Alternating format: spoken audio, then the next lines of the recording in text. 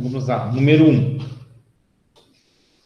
Há pelo menos 4 tipos de conhecimento que os seres humanos fazem uso para buscar compreender a realidade: o conhecimento empírico, o conhecimento científico, o conhecimento filosófico e o conhecimento teológico. De posse dessa informação, classifique as ações abaixo como sendo exemplos de uso do conhecimento empírico e do conhecimento científico. A resposta aqui é a letra A. Primeiro parênteses, é o conhecimento empírico, o uso de chás e remédios caseiros, até pela experiência, né, que as pessoas vão transmitindo esse conhecimento. Segundo parênteses, a produção de vacina da prevenção ao vírus H1N1, esse é conhecimento científico, né? Letra A seria a letra B. Terceiro parênteses, a descoberta da ação das bactérias nos organismos animais, também é conhecimento científico, né? Tem que estudar isso, então letra B. E o quarto e último parágrafo, a crença na força da lua influenciando o crescimento dos cabelos. Conhecimento empírico também. Então, nós temos como resposta a letra A, fica A, B, B e A. Tranquilo essa? Nenhuma dúvida? Então, vamos adiante. 2. A respeito do senso comum, assinale verdadeiro ou falso. Primeiro, senso comum é o modo de pensar da maioria das pessoas, são noções comumente admitidas pelos indivíduos. Significa o conhecimento adquirido pelo homem a partir de experiências, vivências e observações do mundo. Esse é o senso comum, né, pessoal? Segundo, o senso comum se caracteriza por conhecimentos científicos acumulados. Já está errado, não precisa nem ler o resto, né? Esse não é conhecimento, não é senso comum, é conhecimento científico. Terceiro, o senso comum é uma herança cultural que tem a função de orientar a sobrevivência humana nos mais variados aspectos, como, por exemplo, através do senso comum, uma criança aprende o que é o perigo e a segurança, o que pode e o que não pode comer, o que é justo e o que é injusto, o bem e o mal, e outras normas de vida, que vão direcionar o seu modo de pensar e tomar decisões. Então, também isso aqui é senso comum, né, pessoal? Então, ele quer saber o que é senso comum.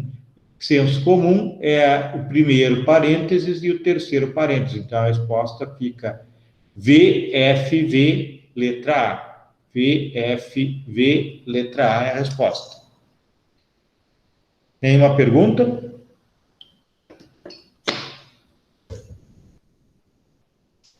Próxima. Por maioria, o plenário do Supremo Tribunal Federal decidiu que é constitucional a regra do Código de Processo Penal que prevê o esgotamento de todas as possibilidades de recurso que é trânsito em julgado da condenação para o início do cumprimento da pena. Nesta quinta-feira, 7, a Corte concluiu o julgamento das ações declaratórias de constitucionalidade, ADC, 43, 44 e 54, que foram julgadas procedentes. A decisão não veda a prisão antes do esgotamento dos recursos, mas estabelece a necessidade de que a situação do réu seja individualizada, com a demonstração da existência dos requisitos para a prisão preventiva, previstos nos artigos 312 do CPP. Para a garantia da ordem pública e econômica, por conveniência da instrução criminal, ou para assegurar a aplicação da lei penal. Esses são os 4 requisitos que podem ensejar uma prisão preventiva. Com base nessa decisão, o STF, em que foi vedada a execução da pena antes do trânsito em julgado da sentença penal condenatória, em homenagem ao artigo 5º, 57 da Constituição Federal, ninguém será considerado culpado até o trânsito em julgado da sentença penal condenatória. Houve muitas críticas pela população. pois gostariam de ver indivíduos condenados em segundo grau de jurisdição, sem transitar em julgado a sentença condenatória, executando a pena imposta, ainda que provisoriamente. Acerca do conhecimento da população, ao criticar a decisão dos ministros do STF, responda a alternativa correta. A resposta é a letra C. Trata-se de senso comum, pois tais críticas não observam a teoria jurídica prevista no ordenamento jurídico brasileiro, em especial na Constituição Federal, bem como não observam a necessidade de segurança jurídica em um ordenamento jurídico construído com base na preservação ou busca de direitos fundamentais do ser humano, ao longo de séculos, em nível mundial. Esta é a resposta certa. Alguém marcou diferente? Tem dúvida em alguma outra assertiva? Tudo certo, então? Letra C, de Canadá. Vamos para 4. Ao explicar as características fundamentais da escola da exegese, o justo filósofo italiano Norberto Bobbio afirma que tal escola foi marcada por uma concepção rigidamente estatal de direito. Como consequência disso, temos o princípio da onipotência do legislador. Escola da exegese é aquela escola do positivismo jurídico, né? A lei é o que está escrito. Para essas pessoas, não há interpretação fora da lei. Os códigos seriam completos, não demandariam qualquer tipo de explicação. É o que nós comumente chamamos de juiz boca da lei. É aquele que apenas decide o que está na lei, não tem como interpretar. Isso é a escola da exegese ou do positivismo jurídico. Segundo Bobbio, a escola da exegese nos leva a concluir que, letra A de Argentina, é a resposta certa. A lei não deve ser interpretada segundo a razão e os critérios valorativos daquele que deve aplicá-la, mas, ao contrário, este deve submeter-se completamente à razão expressa na própria lei. Esse é o positivismo jurídico, não há como interpretar. O juiz, o aplicador da lei, o julgador, deve se balizar pela literalidade do que está escrito na lei. Então, ele não pode interpretar segundo a razão e os critérios que ele entende que poderiam nortear a lei. Um juiz, ele pode decidir, tomar decisões e interpretar a lei com base nos valores constitucionais, nos princípios constitucionais. Muitas vezes, o fato não se adequa à norma. Então, o juiz tem que decidir. Então, ele vai fazer uma valoração segundo os princípios constitucionais. E a escola da exegese, ou o antigo positivismo jurídico, não autorizava essa interpretação. Tinha que ser uma decisão literal de acordo com o que estava escrito no artigo da lei. Certo? Perguntas nessa questão? Número 4. Ô, Sora, eu tenho uma dúvida, não da questão em si, mas referente ao filósofo. A gente chama de jus filósofo, o filósofo de qualquer uma das escolas jurídicas? É que jus é direito, né? Então, na realidade, quem escreveu esse texto aqui está chamando ele de filósofo jurídico. Aí não tem ligação a alguma Entendi. escola. Entendi. Obrigada.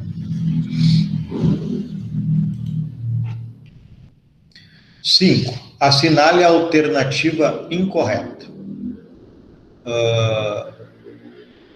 Bom, aqui não tem incorreto, então todas as respostas acima estão corretas.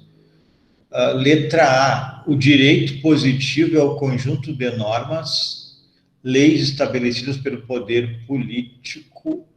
Uma pergunta, alguém errou essa questão aqui? A 5. A resposta certa que tem que marcar aqui é a letra D de dado. Alguém errou?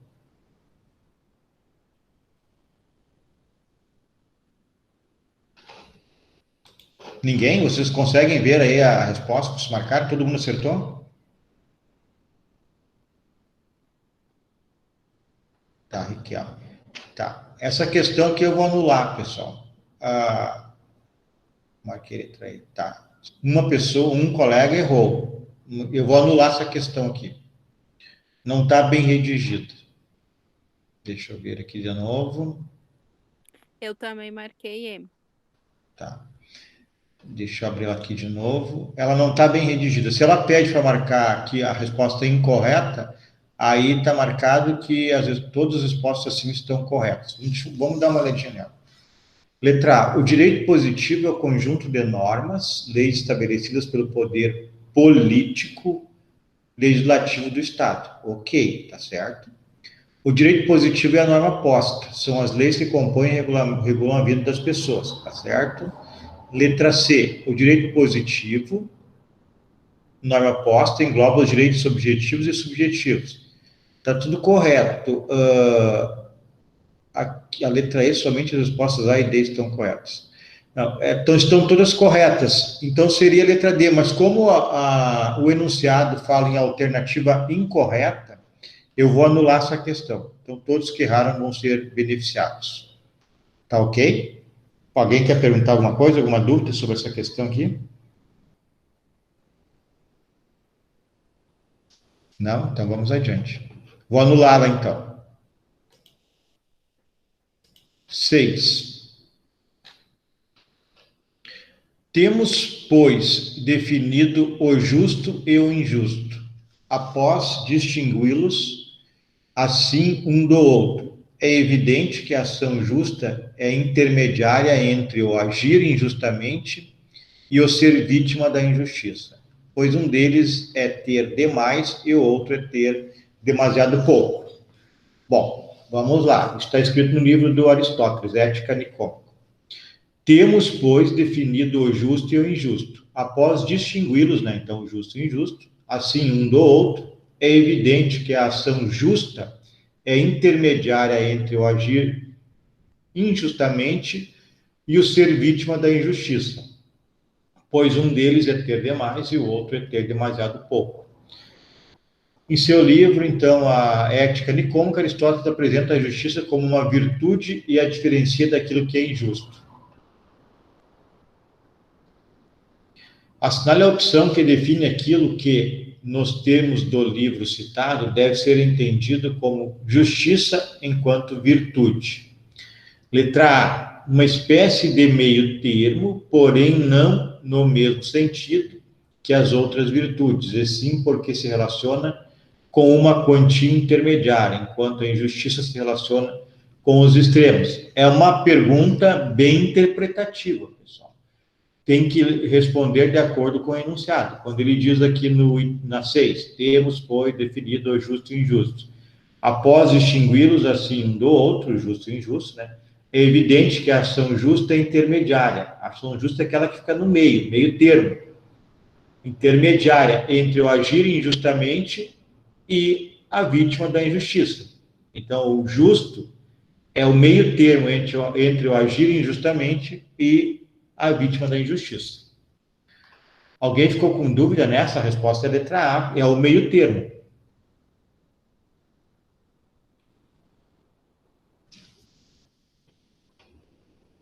Número 7. Pedro abre a porta de sua casa e se depara com Rui, seu antigo colega de ensino fundamental e médio, o qual lhe pede dinheiro para comprar comida. Pedro não atende ao pleito do amigo e ingressa no táxi que havia solicitado. Ao chegar na empresa, Pedro paga o valor cobrado pelo motorista. Informa as motivações e ou consequências dos dois atos de Pedro: não dar esmola e pagar o táxi, e a vinculação ao direito. Bom, me parece que eu acho que todos, de alguma maneira, mais ou menos, acertaram essa questão. Aqui a resposta tem que ser vinculada à diferença entre o direito e a moral. Então, o primeiro fato, dar esmola, é uma questão moral, pode ter implicações de ordem morais, religiosas, né, de a pessoa ser taxada ou ser chamada a sua atenção, mas no campo moral. E a segunda que é pagamento do serviço prestado pelo táxi, é uma regra de direito, né? Usou o serviço, tem que pagar. Está previsto no Código Civil. Eu creio que todos tenham acertado, a não ser que alguém não tenha falado ali sobre a diferenciação entre direito e moral. Uma situação é moral e outra é jurídica. E a obrigatoriedade está apenas na obrigação jurídica e não na obrigação moral. Alguma questão nessa?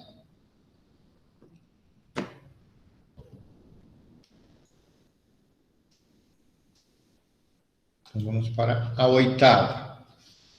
Para Nader, página 80 e 81, o direito subjetivo corresponde às possibilidades ou poderes de agir que a ordem jurídica garante a alguém.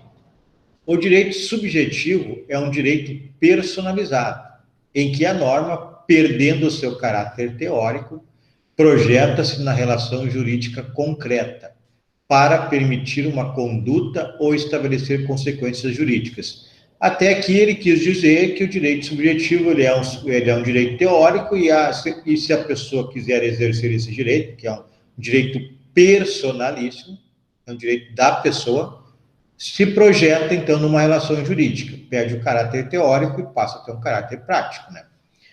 Quando dizemos que o fulano tem o direito à indenização, afirmamos que ele possui o direito subjetivo. É a partir do conhecimento do direito objetivo que deduzimos os direitos subjetivos de cada parte, dentro de uma relação jurídica. Então, não está escrito, por exemplo, num contrato de compra e venda, nós sabemos que lá no Código Civil, na parte dos contratos, que quem contrata tem que cumprir com o contrato, com o estabelecido. Mas não está escrito que eu tenho, se não cumprir, poderá ingressar com ação judicial. Isso é um direito intrínseco, por isso é subjetivo da pessoa. Se está escrito que as pessoas têm que adimplir o contrato, se não adimplir, é óbvio que eu tenho o direito subjetivo de cobrá-lo. Então, por isso que essa última parte da assertiva do Nader diz assim, é a partir do conhecimento do direito objetivo que deduzimos os direitos subjetivos. Então, se eu fiz um contrato, está escrito no Código Civil que as partes têm que cumprir o contrato, eu posso deduzir que se eu for prejudicado, eu posso ingressar com uma ação e pedir o cumprimento do contrato. Essa aqui foi uma questão que muitos erraram, uma ou duas partezinhas aqui das 4 que eu pedi. Observando esse conceito de direito subjetivo, responda. Jeremias vendeu um veículo Ford Corcel, na realidade era para ser 1971, saiu 1871, para Pedro. Então, Jeremias vendeu um Corcel para Pedro, pelo valor de R$25.000. Pedro leva o carro, afirmando que faria um depósito na conta do vendedor. Então, Pedro compra e ficou de pagar posteriormente. Pedro, então, não efetiva o pagamento do bem vendido. Informe nesta relação jurídica. Letra A. Qual é o direito subjetivo de Jeremias? O direito subjetivo dele é requerer judicialmente o pagamento, né, por Pedro pela venda do veículo Corcel. Então, é requerer o pagamento, o cumprimento do contrato. B. Qual é o direito positivo, objetivo, que outorga o direito subjetivo de Jeremias?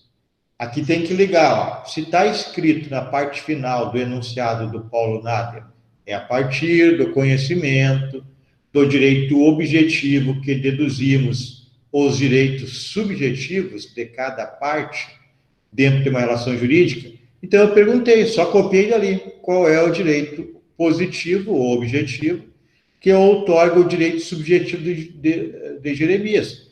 É a lei, alguns colocaram Código Civil, mas não precisaria nem colocar nenhum código, não ia exigir de vocês, nenhuma lei.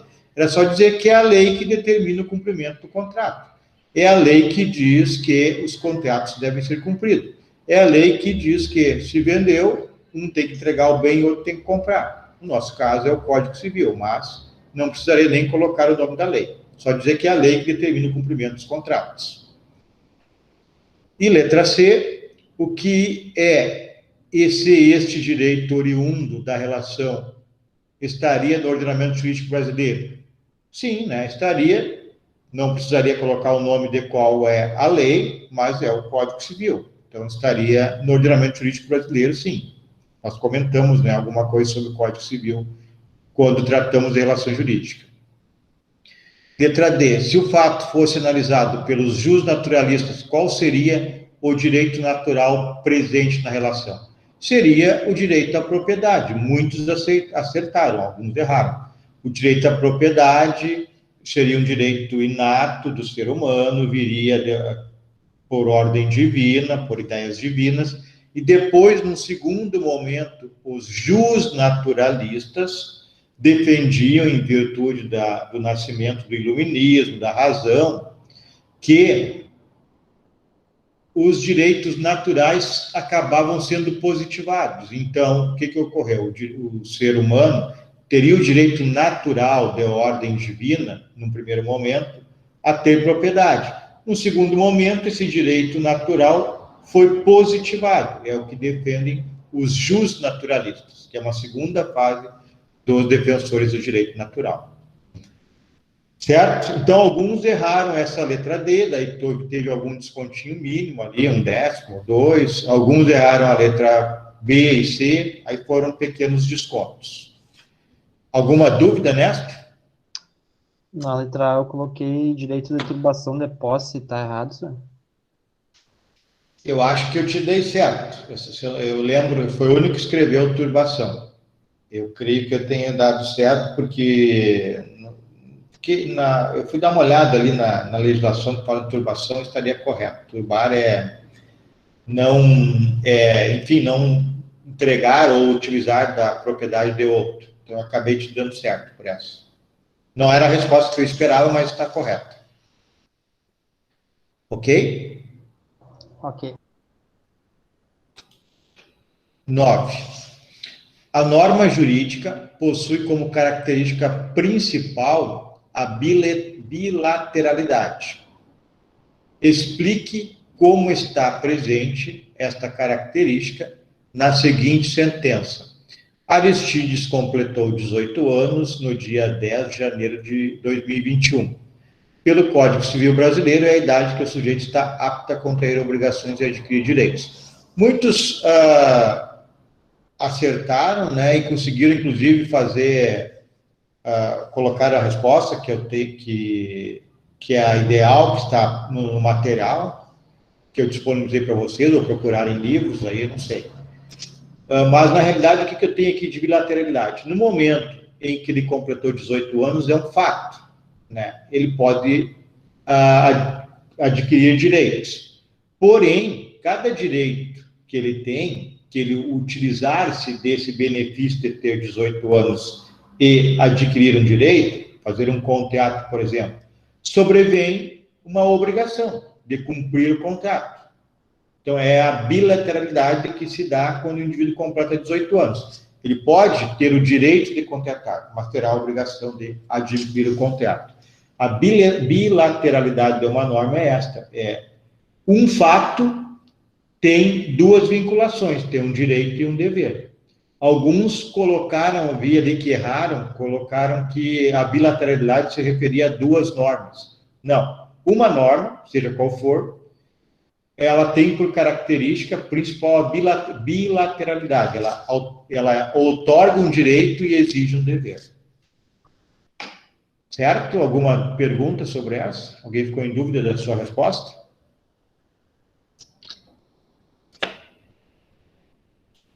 Então vamos para 10. Exemplifica Guzmão que Robinson Crusoe, em sua ilha, não tinha necessidade do direito. Explique o que o autor quis informar com esta assertiva. Todo mundo aqui creio que tem acertado, não lembro de ninguém que errou. Todos vieram na linha da necessidade, o que o direito existe para regular a convivência social, que onde não há relação social não há necessidade de direito, né? Foi por aí a resposta de todos, então provavelmente todos tiraram nota máxima. Alguma pergunta, pessoal. Alguém ficou em dúvida sobre alguma questão? Alguém ainda está em dúvida porque tem nota menor? Tu tem como ver, senhor, onde é que tu me descontou, porque eu não consigo ver e não identifiquei pela correção. Vamos ver aqui. É interessante isso aí. Vou começar a colocar pelo menos uma frase, então, para entender. Pena que o Adriano não está aí para confirmar isso que vocês estão falando, porque no dele tem ali algumas coisas que eu coloquei.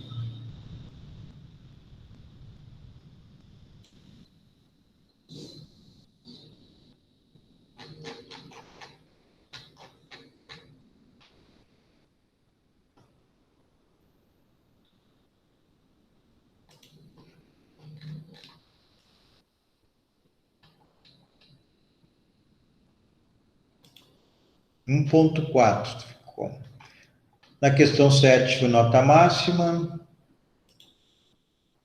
Aqui na questão número 8 teve um desconto, que deu esse 1/10 aí. Deixa eu ver o que pode ser aqui. Direito objetivo é o Código Civil. Tá? Turbação é uma ação de retomada de depósito. A questão C provavelmente tenha descontado. Ó. O que é e o que esse direito oriundo da relação estava no ordenamento jurídico brasileiro. Então, na realidade, aqui, quando eu pergunto o que é o direito subjetivo de Jeremias, na realidade, não é o direito de turbação de posse. Agora eu posso te responder quando tu perguntou lá. Eu descontei aqui. O direito subjetivo, o que é o direito subjetivo? É o direito de ingressar com uma ação, ou seja, como tu quiser explicar, de cobrar, né, o adimplemento do contrato. Obviamente se dá mediante ação judicial, mas é o direito de cobrar o cumprimento do contrato. Esta seria a resposta adequada na letra A, onde tu colocou o direito de turbação de posse. Esse poderia ser resposta da letra B, como tu botou o Código Civil, tá certo, mas poderia até ser da B, que seria um artigo do Código Civil. E C, turbação, C eu perguntei, o que é este direito oriundo da relação estaria no ordenamento jurídico brasileiro? Aí tu colocou, turbação é uma ação de retomada, aí tu conceituou turbação e colocou depois que está no Código Civil, ok. E deu direito judicialista é a propriedade. O problema está só na A ali, Felipe. Não sei se tu entendeu. Entendi, senhor. Valeu. Tá, ok. Alguém mais, pessoal, quer ver alguma questão? Já vou aproveitar aqui, Felipe, vou colocar essa resposta, um feedback, e depois tu confere e me manda amanhã, ou quando der um feedback, se tu vai conseguir ver, então. Tá bom.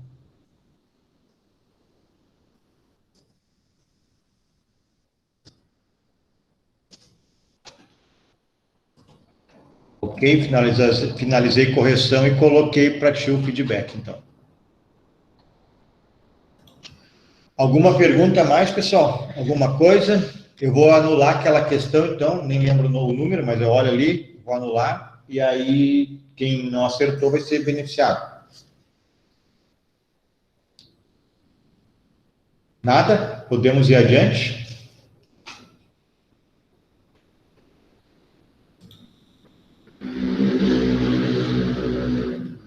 Bom, então vamos para a aula. Se não tem perguntas, vamos dar uma olhadinha em algum material que eu disponibilizei para vocês hoje.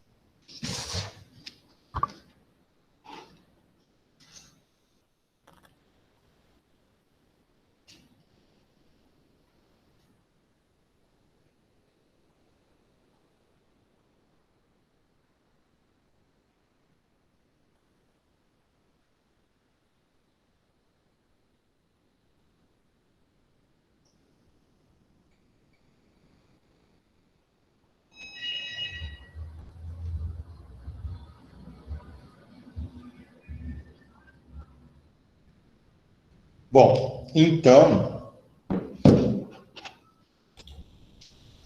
vamos tratar um pouquinho hoje de princípios e normas, pessoal. Há uma diferença entre princípios e normas, e há diferença no pensar de diversos autores. Os maiores debates hoje no Brasil estão nas ideias do Dworkin e nas ideias do Hart. Nós vamos dar uma olhada, uma pincelada, depois que a gente tiver interesse, pode se aprofundar aí nas obras e pode buscar na internet as ideias do Lenin Streeck, que ele escreve muito sobre isso, né? Antes, quando eu estudei o princípio, a diferença do princípio para a norma, é que o princípio era um valor, um vetor, um norte, eu aprendi assim, né? Ou seja, quando a norma não conseguiria responder a uma questão, a um fato, nós buscávamos o norte desta norma nos princípios, mas isso mudou. São outras interpretações, outras conceituações para princípios. A gente vai dar uma olhada, mesmo que sucintamente, nisso, então. Bom, então, a nossa Constituição Federal de 1988, nosso arcabouço jurídico, é um sistema aberto e esse sistema contém normas e princípios. E, atualmente, se diz que não há hierarquia, né? Eu só vou usar um princípio quando a norma não está adequada. Então, eu posso me utilizar de princípios para decidir, porque a norma, ela não está adequada ou apta para responder a um fato, para aplicar. Então, com base nisso, eu posso utilizar os princípios constitucionais, que são iguais, então, a referências para o intérprete. O juiz, ou o advogado, né, quando vai fazer a sua defesa, a norma não está completamente adequada para o caso concreto, então ele acaba se utilizando de princípios. Nós vimos um aí na prova, que é o princípio da presunção de inocência, em que proíbe a execução da pena em segunda instância. Deve haver o trânsito em julgado. O princípio da presunção de inocência, do artigo 5º, inciso 57, acho que é isso, da Constituição Federal, diz que a culpa do sujeito, da pessoa, né, só existirá a pessoa só será considerada culpada após o trânsito em julgado da sentença penal condenatória. E o trânsito em julgado é quando não tem recurso. Então, ele só será culpado após o trânsito em julgado, e aí sim poderá executar a pena após ser considerado culpado. Então, não pode existir lei que contrarie esse princípio ou que não esteja de acordo com esse princípio constitucional. Então, ela é uma referência para o intérprete apresentar, decidir. Se o intérprete for aplicar uma lei e a lei não está adequada à Constituição, ele pode decidir com base em princípios. Vamos dar uma olhada em algumas coisas. O Norberto Bobbio, né, filósofo italiano que viveu entre 1909 e 2004, até ele tem eu trouxe aqui para vocês uma frase dele bem interessante. Ele diz que cultura é o equilíbrio intelectual, reflexão crítica, senso de discernimento, ficar aborrecimento frente a qualquer simplificação, a qualquer maniqueísmo, a qualquer parcialidade. Bom, para ele, foi um dos primeiros a trabalhar a diferenciação entre princípios e normas. Para ele, princípio é aquela norma, entre aspas, que tem maior abstração, são mais genéricos, eles não são específicos para um caso, eles servem para diversas situações. Então, quando eu falo que são mais genéricos, é no sentido de ser genérico mesmo, ele não é específico para o caso A, B, C ou D, eles servem para diversas situações. Enquanto que as regras ou as normas,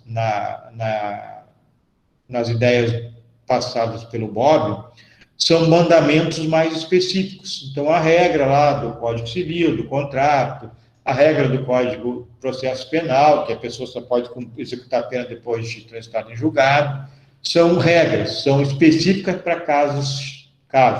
E os princípios seriam mais genéricos, eles não são para o caso A, B, C ou D.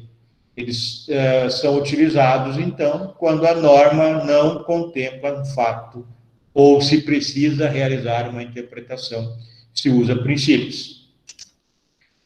Depois, esses conceitos passam a mudar, né? Então, o Ronald Dworkin, que é um filósofo norte-americano que viveu entre 1931 e 2013, também eu trouxe uma frase dele que eu achei bem interessante. A melhor garantia que podemos ter para o reconhecimento da proteção de nossos direitos fundamentais é a crença na lei. Então, a maior garantia que podemos ter para o reconhecimento e proteção dos nossos direitos mais importantes é acreditar na lei. Tá certo? Ótima essa frase. Então, para ele, regras devem ser avaliadas no plano de validade. Aqui já começa a mudar as ideias dele para as ideias do Bohr. Deixa eu botar aqui a tábua, a mesa, melhor dizendo.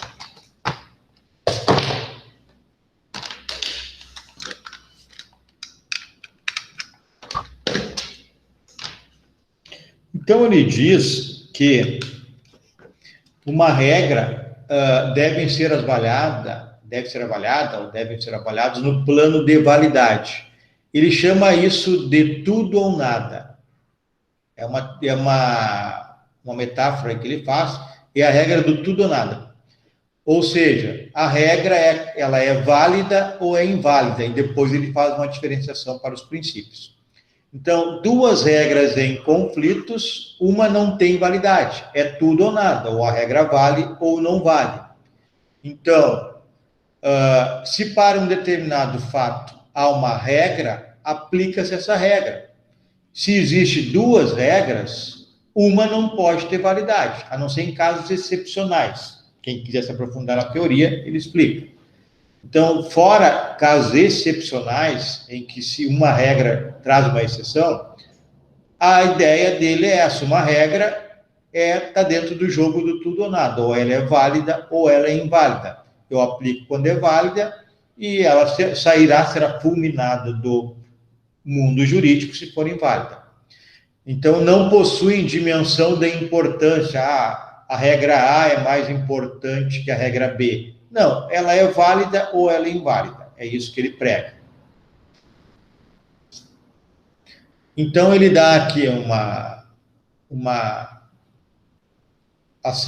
frase aqui do Felipe Souza, que é lá do site do Senado, que ele diz: se ocorre o suposto de fato comandado, proibido ou permitido. Então, se ocorre o fato, tá? Por uma regra, então, ou a regra é válida, ou então as suas consequências jurídicas, e então suas consequências jurídicas são obrigatórias. Ou a regra não é válida e não tem que ter consequência jurídica. Isso, então, é a regra do tudo ou nada do Dworkin. Aí o Felipe Souza traz esse exemplo. Se ocorre um fato, que chamou de suposto de fato, mas é um fato, comando proibido ou permitido por uma regra. Então, esse fato ele está proibido ou permitido por uma regra. Tem duas situações que podem ocorrer. Ou a regra é válida e aí gerará consequências por esse fato, ou a regra é inválida e não gerará consequências nesse fato. E o Dworkin diz que para dirimir conflitos entre as duas normas, né, se usa o critério da especialidade, cronologia ou hierarquia. Nós estudaremos isso. Mas da especialidade é a regra especial. Tem o Brocard latino que diz lex specialis, revogat lex generalis. Mas nós estudaremos isso até o final do semestre. Cronologia, a lei mais nova, é a que tem validade. Hierarquia, a lei superior revoga a inferior. Então, uma lei de cunho constitucional, uma lei complementar, é superior a uma portaria, por exemplo. Então, aí que entra a validade da norma. Eu tenho duas normas, uma é válida e outra não é. E como que eu vou saber qual é a válida e qual não é válida? Por esses critérios aqui. Para o Dworkin, princípios possuem uma dimensão de importância. Olha a diferença, então, da norma para o princípio. Vou voltar lá na norma para explicar para vocês. Ele diz que a norma deve ser avaliada no plano de validade. é a teoria do tudo ou nada. Ou ela é válida ou ela é inválida. Eu tenho duas normas, uma será válida e outra será inválida. Os princípios não são assim. Os princípios podem ter validade, os dois, só que um, para o caso concreto, pode ter mais importância que o outro. Então, os princípios levarão, né, a dúvida, trarão a dúvida de qual é o melhor caminho a seguir. Eu tenho dois princípios. Depois eu vou dar exemplos para vocês. O julgador, o advogado, nas suas defesas, terá que sustentar qual é o melhor princípio. Mas um princípio não anula o outro. Lembram que a norma lá, que a regra, uma anula a outra? Os princípios não. Eles têm importância maior ou menor para o caso concreto. Então, esses princípios orientam uma decisão, não estabelecem claramente qual é o fato. Eu falei para vocês que aqui o Norberto Bobbio já dizia que a regra, a norma, é dirigida a um fato. Os princípios são gerais, não é para um fato. Então, por isso que o Dworkin diz que os princípios não estabelecem claramente os supostos de fato. Na realidade, os fatos apenas servem de razão para orientar a decisão. É o chamado de critério de peso, alguns chamam de ponderação. Eu tenho dois princípios, tenho que ponderar qual é que eu vou aplicar e qual é que eu deixo de aplicar, ou se eu usarei parcialmente cada um deles. Bom, aqui eu tenho vamos ver aqui. Com efeito, quando dois princípios colidem em um caso concreto, a decisão é tomada em virtude de um princípio ter, diante das circunstâncias concretas, uma importância ou peso maior. Viram por que é dimensão de importância aqui, ó? Lembrando, as normas para o Dworkin, uma exclui a outra, tudo ou nada. Os princípios não. Dois princípios podem conviver, porque eles têm dimensão de importância. Então, por isso que ele diz aqui, com efeito, quando dois princípios colidem em um caso concreto, a decisão é tomada em virtude de um princípio ter, diante das circunstâncias concretas, uma importância ou peso maior do que o outro princípio, que é o 2.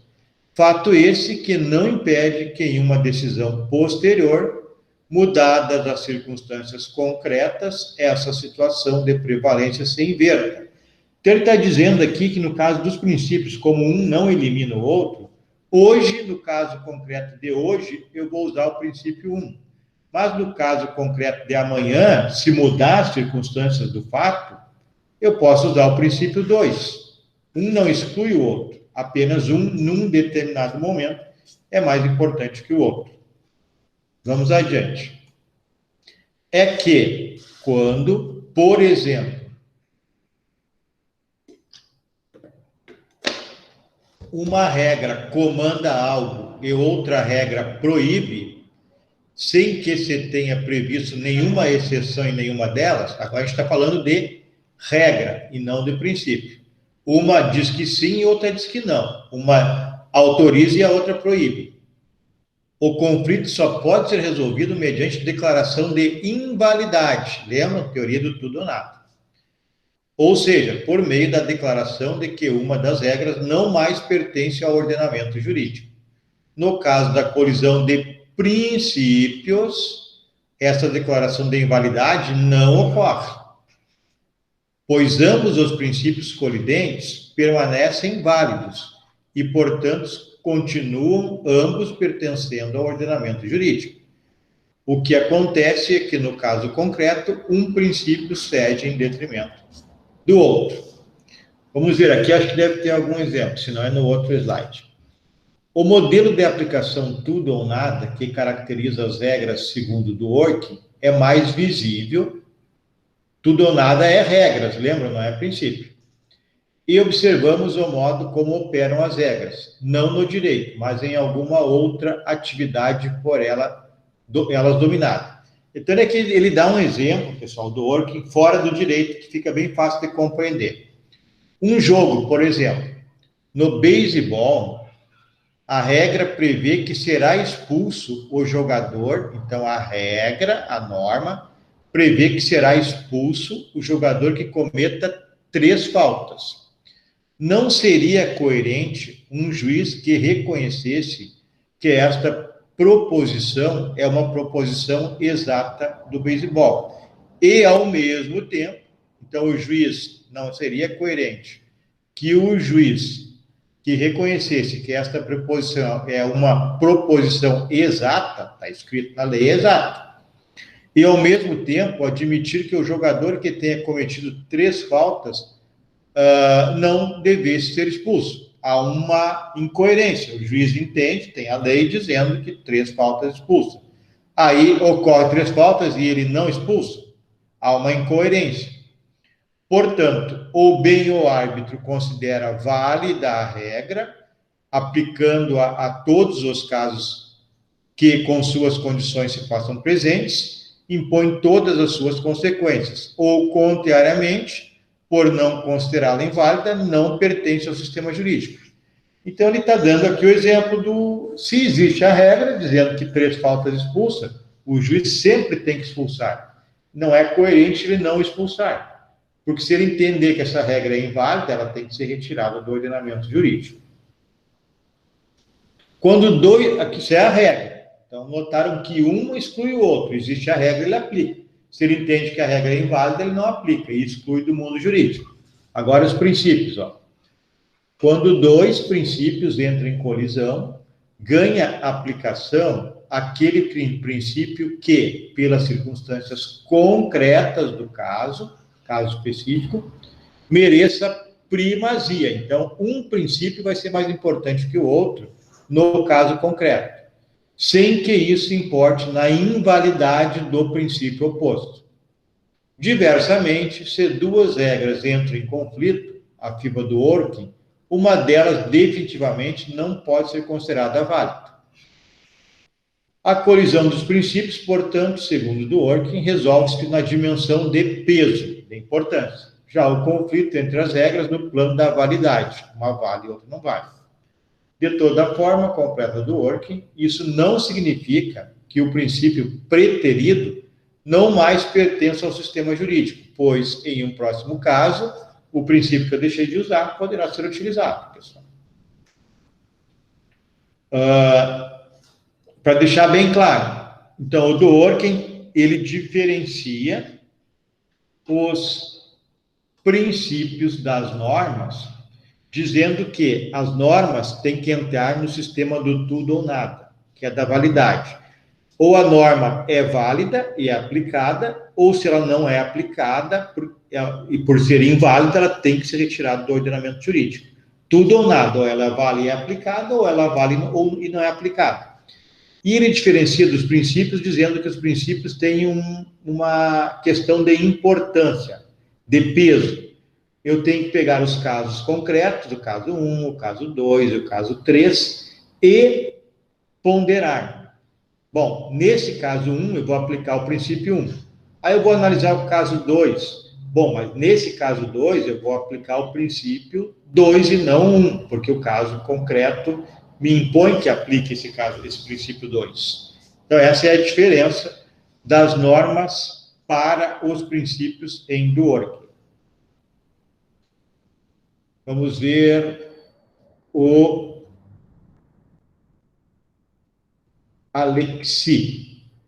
Alexis, pessoal, um filósofo alemão. Deixa eu ver aqui. Eu coloquei o nome dele aqui. Esse aqui, Alexis, filósofo alemão, nasceu em 1945. Para ele, princípios são mandamentos de otimização. Por quê? Razões em favor de determinado posicionamento jurídico. Ou seja, para ele, eu pulei as regras aqui, deixa eu voltar nas regras antes. Regra é válida, deve ser aplicada na totalidade. Conflito entre regras, uma é válida, a outra não. Então, o Alexis concorda com a ideia do Orkin. É a situação do tudo ou nada. Ou a regra é válida, ou ela não é válida. Se não é válida, retira do ordenamento jurídico. Os princípios, então, são mandamentos de otimização. São razões em favor de determinado posicionamento jurídico. Ou seja, um princípio muito utilizado no Brasil, que nós veremos em seguida, é o princípio da dignidade da pessoa humana, né? Então, ele é utilizado para fundamentar inúmeras decisões judiciais, como, por exemplo, a outorga a determinação da compra de medicamentos pelo Estado para a pessoa hipossuficiente, é com base no princípio da dignidade da pessoa humana. Quando há colisão de princípios, um deve ceder. Então, um prevalece e o outro cede. O princípio cedente não será declarado inválido. Então, é igual às teorias do Dworkin, né? Um princípio tem precedência sobre o outro. Só que ele alega que os princípios são valores. Aqui há uma divergência entre os autores e entre alguns autores brasileiros. O princípio é um dever ser, é um ideal. Então, é muito parecida a teoria dos dois, mas existem alguns pontos de divergência. Alguns exemplos, pessoal. Isso aqui são decisões judiciais. Pagamento de precatórios. Houve, então, uma situação que envolvia o princípio da igualdade e o princípio da dignidade da pessoa humana. Então, no pagamento de precatórios, se observa, até onde for possível, o princípio da igualdade. Porém, nesse caso concreto aqui, a pessoa, ela tinha um problema de saúde. Então, o judiciário decidiu que ela poderia passar à frente de outro sujeito, né? Porque, com base no princípio da dignidade da pessoa humana, que naquele caso concreto da doença, era superior ao princípio da igualdade. Então, o indivíduo ingressou com uma ação dizendo: todos são iguais perante a lei. O princípio da igualdade, artigo 5º da Constituição Federal. E a outra defesa, e o próprio juiz, decidiu que o princípio da dignidade da pessoa humana, nesse caso concreto, era superior ao princípio da igualdade. Mas, conforme nos ensinou Dworkin e Alexis, o princípio da igualdade continuou no ordenamento jurídico. Amanhã ou depois, num outro caso, esse princípio poderá ser usado. Enquanto que as normas, uma delas é retirada do ordenamento jurídico.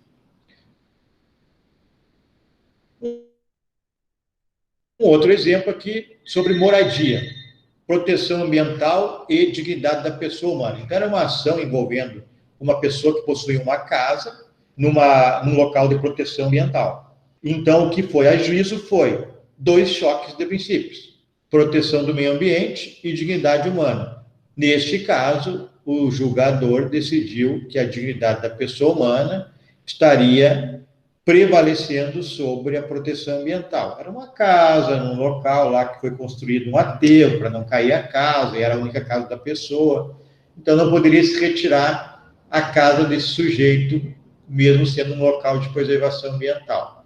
Então, aqui o princípio da proteção ambiental, ele ficou com um peso menor, como nós vimos lá no Dworkin. E o peso maior foi o da dignidade da pessoa humana para este caso aqui, né? E não um outro caso, numa outra data, poderá ter situação diferente e aplicado o princípio ou da igualdade ou da proteção ambiental, depende do caso.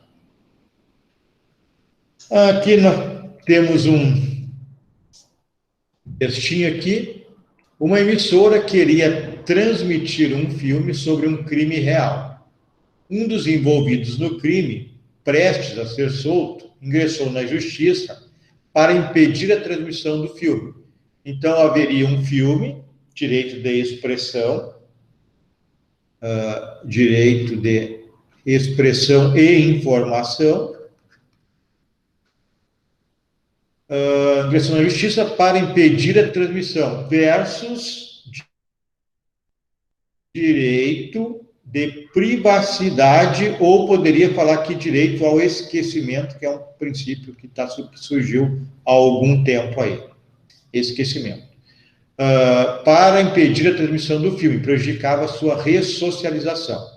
Alexis explica: se o Tribunal Superior decidiu que não basta avaliar a adequação e necessidade, porque, neste caso, seria adequado o filme por informar, direito à informação sobre um crime, e necessário, então, adequação e necessidade, adequado informar ao público sobre um crime. E necessário seria apenas mostrar as pessoas envolvidas, sem mencionar seus nomes. O tribunal poderia, desta forma, ter decidido o caso sem precisar analisar a colisão de princípios, apenas com base nos critérios da adequação e da necessidade. Aqui é uma decisão interessante. O Alexis diz que não haveria colisão de princípios, era só avaliar a adequação e a necessidade. A adequação do filme para o direito de informação que nós temos. E necessidade era só mostrar partes envolvidas sem os seus nomes. Mas, como entendeu que, mesmo sem mencionar o nome, o autor poderia ser identificado, resolveu abordar o caso pela ponderação dos princípios envolvidos e proibiu a transmissão. Então, nesse choque de princípios, que o Alexis entende que não precisaria ter o tribunal se debruçado, poderia resolver sem entrar no choque de princípios, mas o tribunal entrou no choque de princípios, ele decidiu, então, pela privacidade, pelo direito ao esquecimento e em detrimento, contrariamente ao direito à informação e o direito de expressão.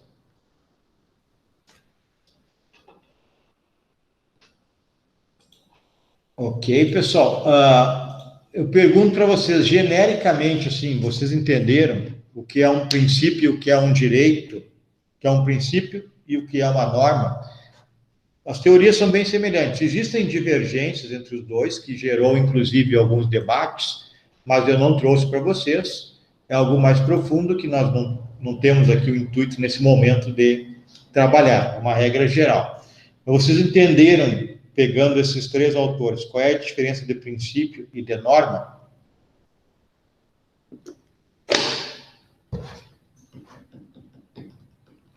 Sim ou não?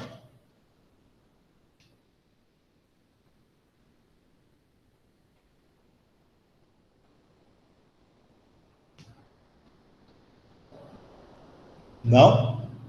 Julgo que não, então. Eu entendi. Alguém não entendeu, pessoal? É o momento de perguntar.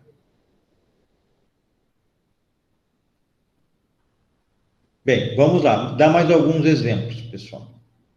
Nós tivemos, há alguns anos, hoje em dia isso já está vencido, por uma nova decisão do STF, uma ponderação, uma colisão de princípios entre o direito à privacidade e o direito de expressão e de informação.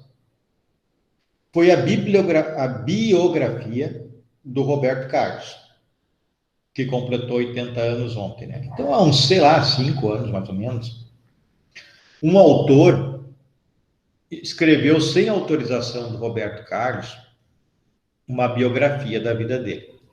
E, quando foi publicar esse livro, o Roberto Carlos ingressou com uma ação judicial para proibir a publicação e divulgação. Então, eu tive, nesse caso, um choque de princípios. Direito à privacidade do Roberto Carlos versus direito à liberdade de expressão e até de informação. Naquele instante, os tribunais decidiram que era mais importante, então, a teoria do peso, que tinha mais peso?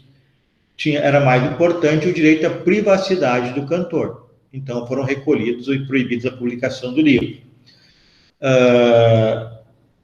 Então, conforme nós vimos ali no do Orton e no Alexis, não é porque foi mais importante, neste caso concreto, o direito à privacidade, que não se possa, que vai ter que se retirar do ordenamento jurídico o direito de expressão, o direito de informação. Não, ele vai ser utilizado num outro caso, né, posteriormente.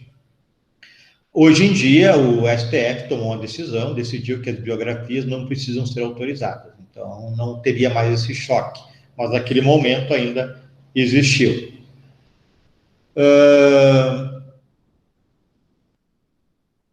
Outra situação que eu posso exemplificar para vocês é a questão da Lei Maria da Penha, né?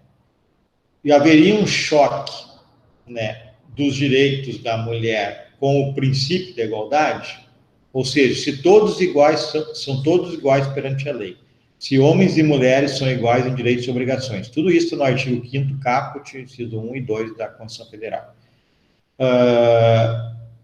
Se todos são iguais perante a lei, por que a mulher tem benefício da Lei Maria da Penha e o homem não tem? Poderia haver um choque de princípios, né, do direito, né, dos direitos da mulher com o princípio da igualdade? Não há choque de princípios, porque o direito à igualdade é para os iguais. E como a situação física de homem e mulher são diferentes, e às vezes econômica também, dependendo da situação, pela nossa cultura ainda, né? Não há ofensa ao princípio da igualdade, né? Nós tivemos um outro caso na carceragem da Polícia Federal, em que uma mulher, lá, uma cantora, não lembro o nome dela agora, engravidou e ela acusou policiais federais de estupro, de serem pai da criança. Não lembro se é estupro ou só, acho que era estupro. Mas, enfim, então aí os policiais federais pediram uma ordem judicial para, no momento do parto, recolher material de DNA para comprovar que não houve esse crime afirmado, né, pela cantora. Acho que ela, Glória, não lembro o sobrenome dela. É uma cantora, acho que colombiana ou mexicana. Então, havia um choque entre o direito à intimidade, à privacidade da cantora, e o direito à defesa, né, de fazer a defesa dos policiais. Então, nesse caso, o judiciário entendeu que era mais importante, né, o direito à defesa dos policiais e autorizou a coleta do material, né, no momento do parto. Me parece que realmente não tinha nada a ver com os policiais. Esse foi o resultado da perícia. Ok, pessoal, alguma pergunta? Nada? Então, hoje o nosso trabalho era analisar a prova e, posteriormente, falar um pouquinho, então, da diferença de princípios e normas, que nós precisaremos mais adiante, quando estudarmos mais profundamente aí a relação jurídica. Tudo certo, então? Nenhuma pergunta?